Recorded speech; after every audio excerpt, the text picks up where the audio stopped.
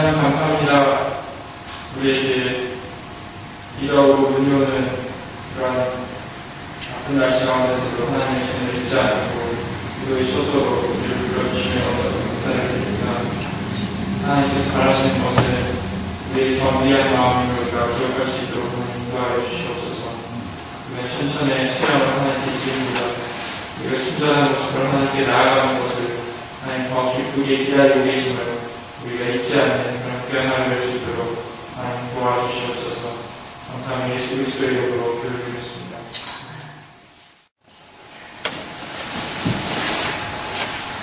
제가 나온 신학교에는 참으로 다양한 사람들이 있다고 합니다.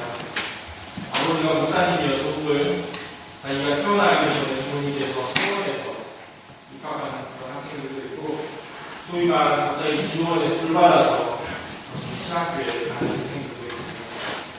S대에 들어갈 만큼 수재인 학생이 있는가 하면 학교가 서울에 있어서 혹은 점수를 맞춰서 오는 경우도 있습니다.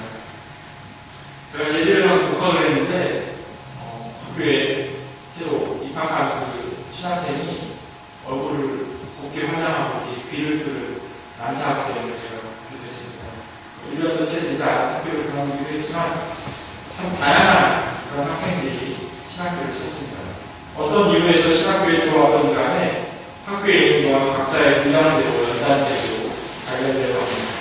어느 학교가 그렇듯이 신학교에도 입학했다고 해서 모든 학생들이 졸업하는 것은 아닙니다. 그리고 입학할 때는 그 신앙의 열정이나 뜨거움이 그가 졸업해서 어떤 모습의 목회자가 될지를 그대로 안영하는 것도 아닙니다. 제가 신학교에 입학해서 두 번째 학기가 시작되기 전에 표준세번역 성경책을 선물 받았습니다. 첫 장에 이런 글귀를 주신 분이 적어주셨습니다. Taste and see that the Lord is good. 1995년 8월 20일로 이 성경을 양도합니다. 주님 잘 만났으면 귀하게 다루어졌을 겁니다. 내 인생이 지침서요 잣대요 무엇보다도 내 미천이 될 것이 확신한다. 너를 사랑해서 주는 거다. 이렇게 이제 맨 앞장에다 책을 성경책에 쓰셔서 주셨는데, 다시 중고 성경책, 새 성경책을 주신 것도 아니고 쓰시던 보시던 성경책을 주신 겁니다. 근데 그 1993년도에 나온 그 표준세번역 성경책이 제가 그때 95년도에 받았을 때는 좀 생소한 그런 성경책이었습니다. 초등학교 들어가기 전에 가정예배를 집에서 드릴 때 하기 전에 이렇게 떠듬떠듬 한 절씩 성경책을 읽으면서 찜을 아버지한테 혼나고 이렇게 읽었던 그런 성경책과는 전혀 다르게 저한테 다가왔습니다. 그리고 그때부터 표준세번역 성경책을 참 다르게 읽어가고 있습니다. 그 성경책에 대해서 단점도 많이 있다고 사람들이 이야기합니다.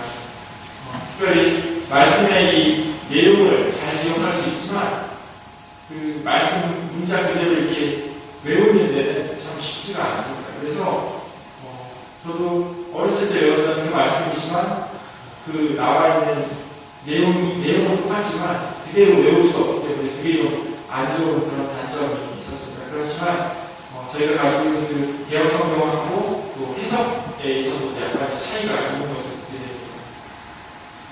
선교사도 미처 조선당에 발을 들여놓지 않았던 19세기에 처음 한문을 되어 있는 그 성경책을 중국에서 선교사들과 조선인이 같이 모여서 번역하는 그런 일이 있었습니다. 예수님과 그 번역하는데 어떤 문제가 있었냐면, 예수님과 부자청년의 그 대화가 신약성경에 나오는데, 이때 예수님께서 재물이 너무 많아서 근심하며 돌아가는 그 부자 청년을 보시고 제자들에게 낙타가 바늘구멍으로 들어가는 것이 부자가 천국에 들어가는 것보다 더 쉽다라고 말씀하십니다.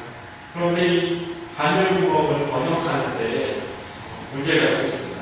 영어로는 eye of a needle이라고 해서 직역하면 바늘의 눈이라고 해야 말씀하십니다. 그런데 조선말 한국말에는 바늘의 눈이라는 그런 말이 없습니다. 바늘귀가 더 맞는 말입니다. 어떤 것이 옳은 번역입니까? 문자 그대로 번역을 해야 할 것인가, 아니면은 문맥에 맞게 사람들이 쓰는 말을 번역을 해야 할 것인가 하는 그런 오랜동안 토론을 했다고 합니다. 그리고 내 결론이 바늘귀로 정하자고 했다고 합니다. 어찌 보면 성경에 대한 지식이 짧을 수도 있는 조선인들에 대해서 선교사들의 이해에서 내려진 그런 결정이 아닐까 생각합니다. 그 위에서 막 찍어 누르는, 원리로 찍어 누르는 그런 것이 아니라 동등한 입장에서 때로는 더 낮은 모습으로 선교사들이 자기 선교의 소명을 다한 모습으로 되어집니다. 사도행전 15장에 보면 예루살렘에서 큰 회의가 있습니다. 회의의 주제는 이방인들에게 할례를 행하고 유대인 율법을 지키게 하느냐 아니면 그렇게 하지 않느냐 하는 그런 문제였습니다. 베드로는 예수님의 수제자였고 또 그 예루살렘의 수장이기도 한 그런 위치에 있는 사람이었습니다. 하지만 반대로 바울은 베들레헴을 변변치 못한 그런 사람입니다. 자기를 자기는 사도 중에 제일 작은 사람이다라고 이야기했습니다. 왜냐하면 바울은 살아계신 예수님을 본 적이 없는 사람이기 때문입니다. 하지만 이방 땅에서 목숨을 걸고 선교를 감당하는 그런 사람입니다. 그리고 이 문제에 대해서 이방 사람들이 이방 땅에서도 똑같이 행하시는 그 성령님 하나님의 그 표적과 기이한 일들이 그들에게 있다고 예루살렘 회의에서 보고를 하게 됩니다. 이 보고를 듣고 베드로도 그리고 야고보도 이때 바울의 의견을 지지합니다.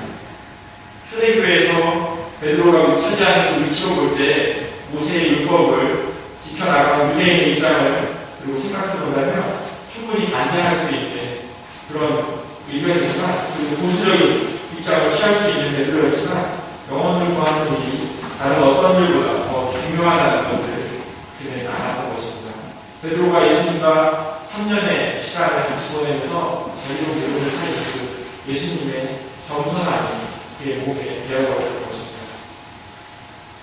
신학교에 들어온 다양한 사람들, 표준세번역과 개혁 개정과 그리고 성경의 차이점, 다른 점, 그리고 성경을 번역할 때 선교사들과 조선인들이 상반된 의견을 내거나 아니면 이방 사람들에게 율법과 할례를 하도록 해야 하나 말아야 하나 그런 예루살렘 회의 이런 하나의 사건 앞에서 다양한 사람들의 의견을 보게 됩니다. 그리고 충돌하며 그 문제를 해결하지 나가는 그런 모습을 보게 됩니다. 그러나 때때로 문제의 그 핵심을 잊어버리고 서로 자기의 의견을 맞다고 해버리는 그런 경우가 많이 있습니다. 그럴 때 잊지 말아야 하는 것은 예수님의 마음으로 생각하는 것입니다. 자기를 위하신 주님의 마음으로 문제나 상관을 바라보며 대할 때 우리는 올바른 대답을 찾을 수 있을 것입니다. 10편 26편은 다윗의 시가 소제목이 달려있습니다. 그런데 제가 내용을 읽으면서 오늘 말씀을 읽으면서 과연 다윗이 하나님께 이런 기도를 할 수 있을까? 이런 기도를 할 만한 사람인가 하는 그런 생각이 들었습니다. 다윗은 전쟁에서 참으로 많은 사람들을 죽인 사람입니다. 그리고 자기의 부하인 우리아의 바세바를 범한 큰 죄를 지기도 합니다. 그리고 그것도 모자라서 그 우리아를 전쟁터에 이렇게 아주 사선에 내보내서 죽게 만드는 그런 일을 범합니다. 그리고 하나님의 법궤를 옮겨오다가 화를 내고 그냥 그대로 놔둬버리는 그런 적도 있었습니다. 그런 다윗이 어떻게 하나님 앞에 오늘 1절 말씀을 보면 나는 하나님 올바르게 살았습니다 라고 그렇게 뻔뻔스럽게 이야기할 수 있겠습니다. 어떤 신학자들은 이 시는 그가 왕이 되기 전에 그러니까 바세바와의 그런 간음 사건 같은 큰 잘못을 저지르기 전에 지어진 시다라고 말하게 됩니다. 설사 그가 사울에게 쫓겨다니던 그때 지었던 시라고 하더라도 어떤 사람이 하나님 앞에서 무죄하다고 말할 수 있겠습니다. 그럼 저는 10편 26편 이 말씀을 끝까지 읽으면서 이래서 하나님께서 다윗을 사랑하셨구나, 하나님께 사랑받는 다윗이었구나라고 하는 생각이 들었습니다. 사실 다윗은 우리처럼 그리고 성경에 나오는 많은 사람들처럼 실수하고 죄 짓는 평범한 사람이었습니다. 하지만 그는 평범함에도 불구하고 특별한 사람이었습니다.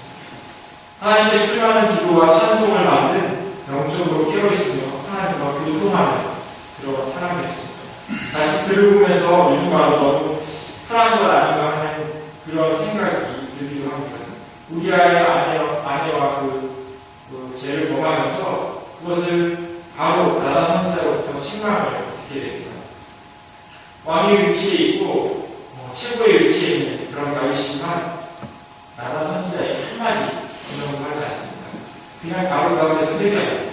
그리고 우리아와의 사이에서 난 그 바세바와의 그 사이에서 난 자식을 살려달라고 하나님께 기도하는 모습을 보이고요. 왜냐하면 하나님께서 그 자식이 고소하는 자식이 아니기 때문에 그 자식을 치는 일이 있었기 때문에 자식을 살려달라고 금식하고 밤을 새워가면서 기도합니다. 때로는 침대에서 자기 바닥에서 누워서 자기도 합니다. 하지만 그 자식이 죽었다는 그 소식을 듣자 바로 목욕을 하고 음식을 차려오고 해서 식사를 하게 됩니다. 너무 차가운 모습으로 보이지만 그 다윗의 모습 가운데서 모든 주권이 자기의 일어나는 모든 주권이 하나님께 있다는 것을 인정하는 그런 모습을 볼 수 있었습니다. 성경에서 그리고 이스라엘 역사에서 다윗은 특별할 뿐만 아니라 위대한 사람을 보였습니다. 열왕기상 9장 4절에 보시면 하나님께서 솔로몬에게 너는 내 앞에서 내 아버지 다윗처럼 살아라. 그리하여 내가 내게 명하는 것을 실천하고 내가 내게 준 율례와 규례를 온전한 마음으로 올바르게 지켜라라고 말씀하고 있습니다.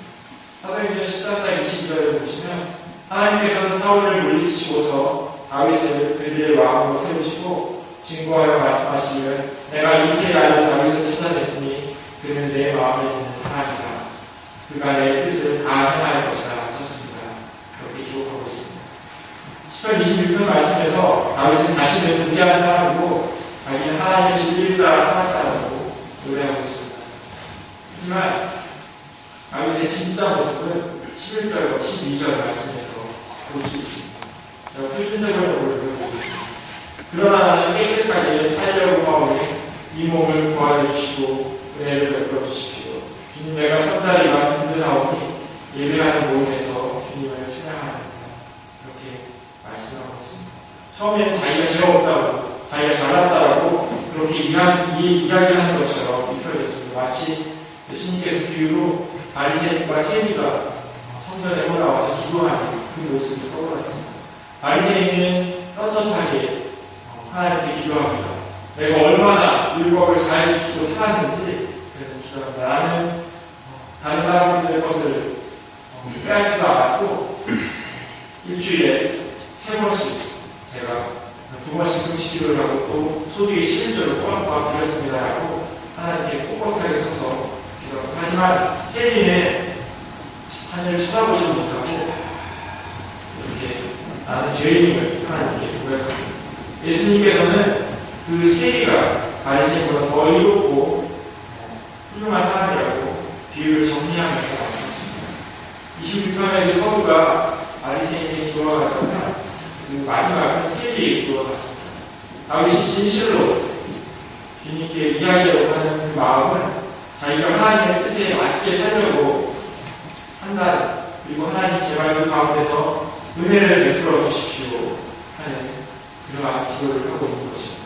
그리고 많은 사람들 앞에서 내가 그 많은 사람들이 모이는 예배 가운데서 하나님께 받은 그 은혜를 찬양하겠습니다라고 고백하고 있습니다.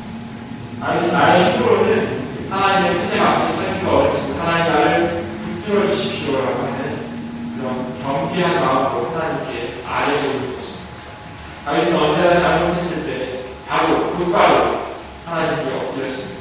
자기를 죽이려고 쫓아다니는 사울을 죽일 수 있는 기회가 있었음에도 불구하고 하나님의 뜻에 합하지 않기 때문에 하나님께서 기름 부은 사람을 자기가 자기의 손으로 헤아려고 하지 않았습니다.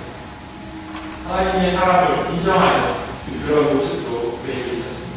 자기의 업적을 위해서 하나님의 성전을 지을 수 있음에도 불구하고 하나님의 뜻에 온전히 순종하는 사람이었습니다. 왜냐하면 다윗은 스스로 하나님 앞에서 거인 앞에 서 있는 소년과 같은 그런 부족한 사람이라는, 힘없는 사람이라는 것을 알았기 때문에 자기의 할 일과 하나님께서 하실 일들을 구별할 줄 아는 사람이었습니다. 이것을 인정할 때 참으로 나라는 자의 삶을 살 수 있는 것입니다. 우리에게도 이러한 자기의 낮춤과 그런 겸비한 모습이 있기를 소망합니다. 그것이 또한 예수 그리스도의 모습이었습니다. 너희 안에 이 마음을 품으라. 또 그리스도 예수의 마음이 그는 근본 하나님의 본체시라. 하나님과 동등됨을 취할 것을 여기지 아니하시고 오히려 자기를 종의 형체를 가지사 사람들과 같이 되셨고 사람의 모양으로 나타나사 자기를 낮추시고 죽기까지 부정하셨으니 곧 십자가에 죽으십니다. 그리고 저희가 5절로 8절 같습니다. 우리가 기독교인이라고 불리는 데 있어서 필요한 것은 교회를 다니는 것이 아니라 예수님의 마음을 품으면서 살아가는 것입니다. 오늘 하루를 살아가실 때 바울처럼 하나님의 힘을 구하시는 여러분이 되기를 소망합니다. 그리고 예수님께서 이 땅에 낮은 자에 오셨던 것처럼 우리의 삶 가운데도 낮아지는 모습이 있기를 주님의 이름으로 기도합니다. 기도하시겠습니다. 하나님 감사합니다. 우리 삶 가운데서 때때로 우리가 의롭다고 바울처럼 이야기할 때도 있습니다. 그러나 하나님, 우리가 어떻게 하나님 앞에서 의롭다고 우리의 모습을 내세울 수 있겠습니까? 우리는 부족하고 또한 부족한 사람들입니다. 하나님, 우리를 세워서 하나님의 귀한 일꾼 가운데 사용하여 주시옵소서. 하나님의 일들 가운데 우리를 붙여주셔서 우리가 하나님께 온전히 경배하는 모습으로 나아갈 수 있도록 하나님 도와주시옵소서. 오늘 하루를 하나님 허락하셨습니다. 이 귀한 하루 하나님께 감사함으로 되게 하시고 우리가 정말 하나님 보시기에 합당한 모습으로 살아낼 수 있도록 도와주시옵소서. 감사하며 예수님의 이름으로 기도드립니다.